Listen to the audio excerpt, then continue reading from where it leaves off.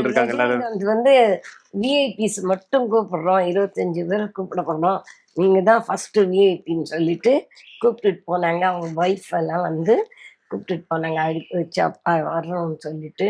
தான் கையாலேயே ஸ்வீட்டு காரம் எல்லாம் பண்ணியிருக்கேன்னு லதா ரஜினிகாந்த் அவங்க வந்து இங்க கொடுத்துட்டு போயிட்டு அப்பாவை கூப்பிட்டுட்டு போனாங்க, இன்வைட் பண்ணாங்க. அப்புறம் அங்க போயிட்டு வந்தாங்க அப்பா. அங்க சாப்பாடு இவங்களே செஞ்சாங்களாம், அம்மாவே செஞ்சாங்களாம். அவங்களே செஞ்சது. ஆமா, ரசம் தான் உங்களுக்கு பிடிக்கும்னு உங்களுக்காக ஸ்பெஷலா பண்ணிருக்கேன் ஐயான்னு சொல்லி கொடுத்தாங்களாம். அப்பா ரசத்தோட அந்த ஜிலேபி அது எடுத்து அப்ப நடந்ததுதான் அது. அப்ப அந்த ஜிலேபியை தொட்டு சாப்பிட்டு அந்த இடத்துல வந்து சொன்னாரு, வீட்டுல வந்து அது சொன்னாரு.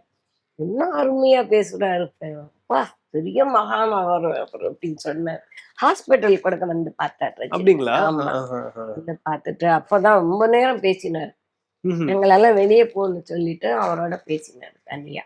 நல்லா திட்டினார். இல்ல அதுல அவரோட ஆரம்ப காலத்துல எல்லாருமே இருந்திருக்காங்க. அதுல வந்து முக்கியமா இப்ப கேபி சார் இருக்காங்க, ஆமா, ஆமா, கேஆர்ஜி இருக்காரு, வாலி சார் இருக்காரு, ஆமா. முக்தா சார் இருக்காரு, பஞ்சு சார் எல்லாருமே இருக்காங்க. அதனாலயே அவர் கூப்பிட்டுருக்காரு பாருங்க. அது ஒரு ரொம்ப பெருமையான நிகழ்ச்சி அவருக்கு.